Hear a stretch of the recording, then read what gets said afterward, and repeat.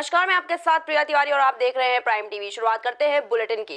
भगवान राम की नगरी अयोध्या में चतुर्थ दीपोत्सव की तैयारियां जोरों पर है, जिसको लेकर अवध विश्वविद्यालय ने भी तैयारियां शुरू कर दी हैं। राम की पैड़ी से लेकर घाटों पर सजावट और दिए जलाने के लिए तैयारियों में लोग जुट गए हैं।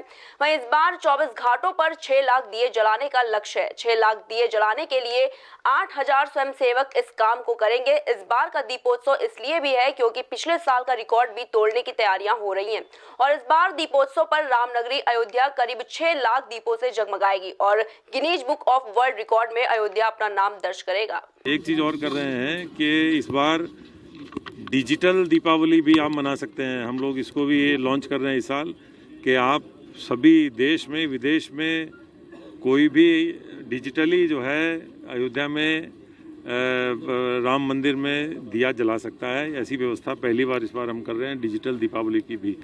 दूसरा, जैसा मेरे वरिष्ठ अधिकारी ने बताया कि इस बार आतिशबाजी, वो जो एक्चुअल आतिशबाजी है वो नहीं होगी, उसी जगह लेज़र की आतिशबाजी का शो होगा।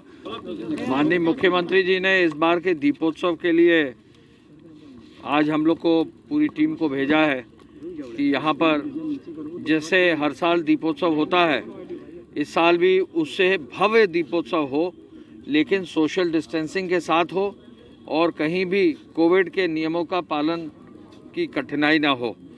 यहाँ आज ACS सूचना, यहाँ आज DG intelligence, ADG law and order और हम सभी लोग लखनऊ से आए हैं, डायरेक्टर इन्फॉर्मेशन, यहाँ कमिश्नर, यहाँ पर जो है यहाँ के DIG, यहाँ के ADG, यहाँ DM और यहाँ के दीपक, उनके सभी साथ यही डिस्कशन चल रहा है कि इस बार और कैसे भव्य किया जाए।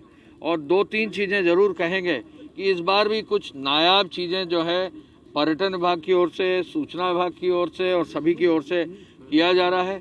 आतिशबाजी भी जो है इस बार लेज़र से आतिशबाजी का ट्रायल कराया जाएगा और बहुत ही खूबसूरत होगा।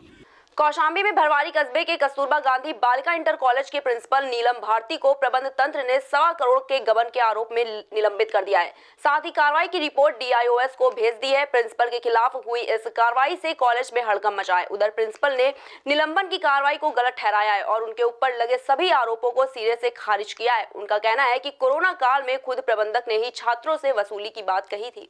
अभी तक तो इस विषय में कोई भी मुझे जो है आरोप पत्र नहीं मिला है और अगर ऐसा है, शिकायत है, तो मैनेजर साहब एक जांच कर सकते थे, मुझसे स्पष्टीकरण मांग सकते थे। न तो कोई जांच हुई है, न स्पष्टीकरण मांगा गया है। और रही बात पैसे वसूलने की, वो तो मैनेजर साहब खुद लिखित आदेश टीचर को दिए हैं, शिक्षिकाओं को दिए हैं कि जो है अतिरिक्त धन वसूला जाए। मैंने इसका बार बार विरोध किया कि कोरोना संकट चल रहा है, सर फीस जो है मत लीजिए, अतिरिक्त फीस मत लीजिए और यथानुसार माफ़ भी कीजिए। लेकिन उन्होंने टीचर को धमकी दी कि नहीं, अगर माफ़ नहीं करोगी तो जो है उन पर कार्यवाही की जाएगी। प्रधानाचार्य श्रीमती नीलम कस्तूरबा गांधी कन्या इंटर कॉलेज भरवारी भ्रष्टाचार, वित्तीय अनियमितता, अनुशासनहीनता, तानाशाही में एकदम से लिप्त हैं और पिछले 4 वर्षों से ये लिप्त हैं। उनको काफ़ी समझाने की कोशिश की गई, लेकिन उनकी समझ नहीं आ रहा है और ये बराबर हैंडलिंग लगी रहती। विद्यालय पर ध्यान नहीं देती हैं, बच्चों पे बिल्कुल नहीं ध्यान देती हैं, केवल पैसा उगाही में लगी रहती हैं, अवैध पैसा बच्चों से लेती रहती हैं। जबकि हमारे यहाँ कक्षा 1 से 8 तक के लिए बिल्कुल फ्री है, ड्रेस भी फ्री है, शासन से आता है, किताबें आती हैं, उसमें भी बच्चों से पैसा ले लेती हैं और अपने घर ले जाती हैं पैसा लेकर। बिहार चुनाव में एनडीए की जीत सुनकर कानपुर में बीजेपी कार्यकर्ताओं ने जश्न मनाया। बिहार विधानसभा चुनाव और उत्तर प्रदेश विधानसभा चुनाव में भाजपा की जीत पर नवीन मार्केट स्थित बीजेपी कार्यालय में कार्यकर्ताओं को मिठाई खिलाई, साथ ही ढोल नगाड़े की थाप पर बाल्टी के नारे लगाए। जश्न के कार्यकर्ताओं ने मिठाई खिलाकर एक दूसरे का मुंह मीठा कर जीत की बधाइयां दी। सर्वप्रथम आप सबको बधाई, आप सबको बहुत बहुत धन्यवाद। आज देश के तपस्वी प्रधानमंत्री और प्रदेश के यशस्वी मुख्यमंत्री की जितनी भी जन कल्याण नीतियां थी, उनके कारण आज हम सब भारतीय जनता पार्टी के कार्यकर्ताओं को ये हर्ष मनाने का अवसर प्राप्त हुआ है हमने बिहार में सरकार बनाने का पूरा रास्ता साफ हो गया है। गुजरात में 8 की 8 सीटें हम जीत चुके हैं। उत्तर प्रदेश की 7 सीटों में 5 सीटों पर हम लोग विजयी हो चुके हैं। 2 की काउंटिंग जारी है। मध्य प्रदेश में हम 19 सीटें जीत चुके हैं। ये केवल और केवल मोदी है तो मुमकिन है। भ्रष्टाचार रोकने के प्रदेश सरकार चाहे कितने भी दावे कर ले, लेकिन जमीनी हकीकत कुछ और ही है। मामला कन्नौज का है, जहां ताल ग्राम थाना अध्यक्ष फरियादियों से रिश्वत लेते नजर आ रहे हैं। वायरल वीडियो में दिख रहे थाना अध्यक्ष ने फरियादी से काम के एवज में पैसे की डिमांड की है। वहीं वायरल वीडियो पर एसपी ने संज्ञान लेते हुए लाइन हाजिर कर दिया है। देखिए, SHO तालग्राम का वीडियो और समाचार पत्रों में फोटोग्राफ आया है और इसके बारे में प्रकरण को गंभीरता से लेते हुए इसकी जांच क्षेत्राधिकारी को दे दी गई है और निष्पक्ष जांच हेतु थाना प्रभारी को वहां से हटा करके पुलिस लाइन भेज दिया गया। खबर आजमगढ़ थाना कोतवाली क्षेत्र की है, जहां मुखबिर की सूचना पर पुलिस ने 3 शातिर अभियुक्तों को गिरफ्तार किया है। अभी वही अभियुक्तों के कब्जे से पुलिस ने एक रिवॉल्वर, तमंचा समेत बाइक बरामद की है। फिलहाल पुलिस ने मुकदमा दर्ज कर सभी अभियुक्तों को जेल भेज दिया है। देखिए, ये थाना कोतवाली क्षेत्र में पुलिस मुठभेड़ में 3 लोग पकड़े गए हैं। इनके पास से एक रिवॉल्वर, 2 तमंचा और एक मोटरसाइकिल बरामद हुई है। ये लोग अभी 8 तारीख को एक महिला के साथ स्नैचिंग हुई थी, जो कंठी की हुई थी, वो ये लोग किए थे। ये तीनों शातिर बदमाश हैं और उस दिन भी ये कल जब इनसे इनकी गिरफ्तारी हुई है तो ये एक घटना करने के फिराक में वहाँ पर खड़े हुए थे। तो ये शातिर बदमाश हैं और इनके पास से 3 असला बरामद हुए, मोटरसाइकिल बरामद हुई। शाहजहांपुर के एसपी एस आनंद ने गांजा की तस्करी करने वाले गिरोह का भांडाफोड़ किया है। एसपी के निर्देश पर पुलिस ने गिरोह सरगना समेत 11 तस्करों को गिरफ्तार किया है। पुलिस ने उनके पास से करीब 16 कुंटल गांजा और भांग बरामद किया है। इसके साथ ही पुलिस ने तस्करी के इस्तेमाल किए जा रही कार समेत नकदी भी बरामद की है। बताया जा रहा है कि बाराबंकी के रहने वाले तस्कर पूरे प्रदेश में तस्करी कर रहे थे।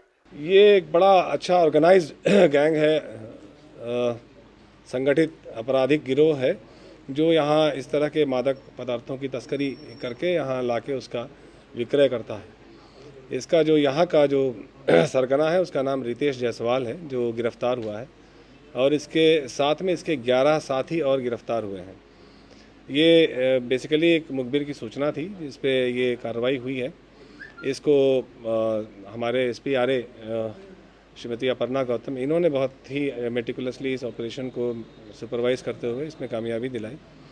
और इनको ये सूचना मिली थी कि वहाँ जो थाना खुटार क्षेत्र में कटना नदी का पुल है, जिसके नीचे ये लोग इस तरह का काम करते हैं, जहाँ थोड़ा सा आड़ मिल जाता है और एकांत की जगह है वो।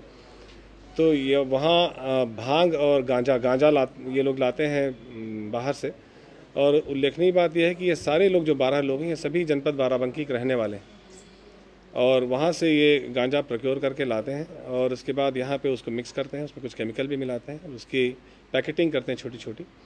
और उसके बाद फिर ये इन 11 जो इसके साथी हैं, ये 11 लोग इसको विभिन्न भांग के जो सरकारी भांग के ठेके दुकानें हैं उनसे इनका लाइसेंसिंग है, वहाँ पे ये ले जाके रोज़ उसको बेच देते हैं या जब भी इनकी खेप आती है, और उसके बाद फिर उसका हिसाब रखते हैं। मामूली कहासुनी को लेकर हुए विवाद में युवक को गोली मारकर घायल कर दिया गया। घायल युवक को उपचार के लिए अस्पताल में भर्ती कराया गया है। घटना की सूचना मिलते ही कोतवाली पुलिस मौके पर पहुंच गई। वहीं सीओ सिटी का कहना है कि थाना कोतवाली इलाके में चौबियापाड़ा में युवक द्वारा गोली मारकर घायल कर दिया गया है। पुलिस ने मामला दर्ज कर छानबीन शुरू कर दी है। ये अमित चतुर्वेदी मेरे मामा का लड़का है, मैं पास में रहता हूँ। तो अभी अचानक मालूम पड़ा कि मोनू चतुर्वेदी, आशीष चतुर्वेदी उर्फ मोनू, ये ढोले मोहल्लेदार का लड़का है।